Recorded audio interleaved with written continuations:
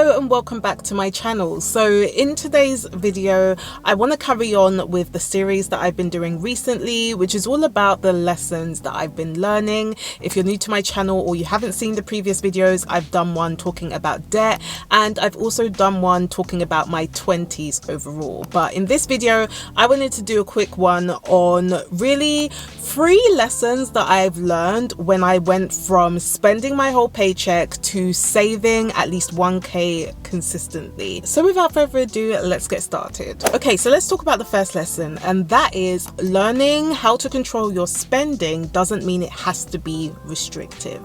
Now, what I mean by this is before I really used to struggle with saving because I kept spending all of my money. So it would get to the end of the month and I wouldn't have any money to put into my savings. Sometimes back in the day, I got to the point where I didn't even have enough money in my account, so I had to use my overdraft, and honestly it was just a hot mess. It was a hot mess. But when I started thinking, okay, do you know what, I really want to try and save some money, I thought that I had to be really restrictive with my spending, in that I thought I had to completely stop spending and I had to keep penny pinching my way to save money. And I think this is a perception that a lot of people have, especially if you're someone who is a natural spender. You instantly think, oh, in order for me to save more, I just have to completely stop spending.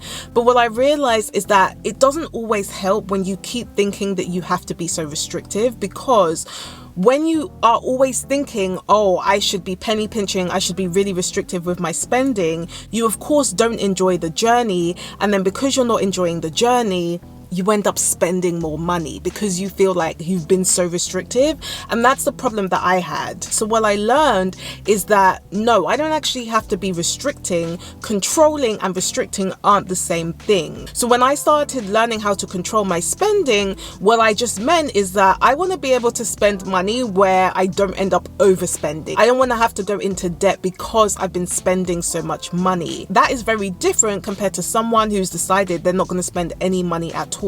And because I actually allowed myself to spend, for me, I found that it was actually easier for me to save because I gave myself the freedom to spend. So because I was still encouraging myself to go and see my friends, I was still encouraging myself to, go out to eat and do all of those things, I found that I actually ended up saving a lot more money because I gave myself that freedom. So one of the biggest things that I would say is, especially if you are someone who naturally likes to spend money, don't always think that restricting yourself is going to help you save more, because usually it's the opposite. Also, if you want much more exclusive content from me, make sure you have joined my weekly email series, because I'm doing a ton of more exclusive content by email, and also I have dedicated workshops just for people who are signed up to my weekly email series. So if you do want that exclusive content, then make sure you join us. I'll leave a link up here for you and in the description below.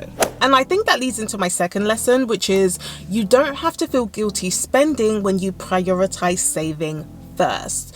So I'm sure you've heard of the term, okay, pay yourself first when it comes to saving. Make sure that you're actually putting money into your savings before you end up spending money. But I don't think people realize how that can be so helpful when it comes to the emotions we have around spending. Because I think, especially with a lot of my clients, when they come to me, they're like, oh, I spent money and then I feel guilty because I've spent money, because I feel like I should have been, saving that money instead.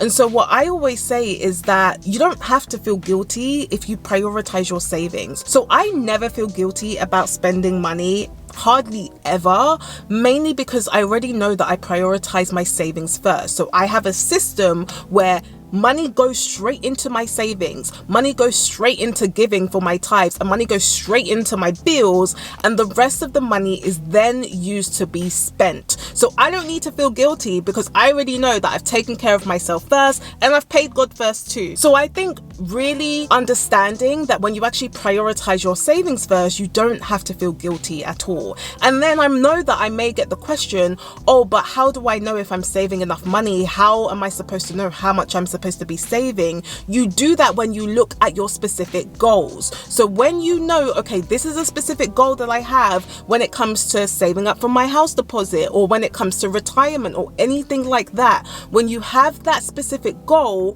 what you can then do is you then have to figure out, okay, well then how much should I be saving? When you know how much you should be saving, then prioritize that. And what that means essentially is that you can then spend the rest of the money. So that's the second lesson, which I think is very powerful. You literally do not have to feel guilty when you prioritize your savings first. Okay, and the third lesson that I want to share is that your budget is one of the biggest things that you can control. Now, I say this because especially nowadays in this economy, we can't control inflation, okay? We can't control our grocery bills going up every single month. We can't control that. We may not even be able to control our boss giving us a pay rise, but there are certain things that you can control. And one of those things is your budget. So you can control how you decide to actually move your finances. You can control how much you then want to put into your savings versus how much you want to spend. And I think sometimes people don't realize that they can use that to their advantage. So when it comes to your budget, you can decide how much you want to spend versus how much you want to save. You get to make that decision, and you have to ask yourself, are you actually using your budget to its fullest potential? Because if you're just kind of doing a budget and then you leave it until maybe the second month and then you realize that you didn't stick to it and things were completely off, then you're probably not using your budget to its fullest potential. So what I'm saying is that when it comes to you making your budget, again, this doesn't have to be restricting because you control it.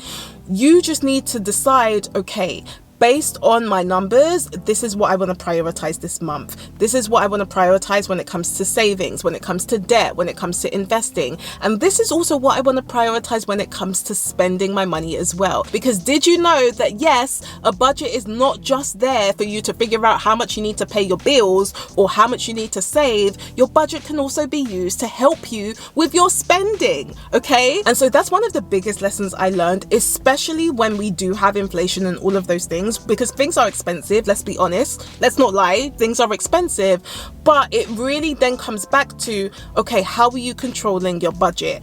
And also, are there things you then need to do differently in order for you to make your budget make sense? So if you still have savings goals that you have, you're then going to be looking at your budget and then you're going to be asking yourself, okay, are there things that we need to do? Do we need to increase our income? Do we want to change things when it comes to our core expenses at the moment? There are things that you then start to do when you have a budget that's actually working for you and not against you. So I just wanted to share those quick lessons. If you are someone who is looking to save a lot more money, and maybe you're someone who tends to overspend a lot and you're not really sure why, and you just want to be able to stop overspending so that you can save more money, that's exactly what one-on-one coaching is for. So I've been able to help so many of my clients be able to still spend money, but they get to a point where they're saving a lot more money because they're now in much more control of their spending. So definitely make sure you book a call with me to find out more about one-on-one coaching. And essentially on that call, we can just talk about your finances and I'll lay out a plan to help you save a lot more money. So make sure you check that out. It'll be linked up here for you and in the description below. But if you did like this video, then please do give me a thumbs up if you haven't already. And let me know in the comments, again, are there any other lessons that you want me to share in future videos? I'd be happy to do that. I do post every Sunday, so if you would like to know more, then of course you can subscribe to my channel, and I will see you next week.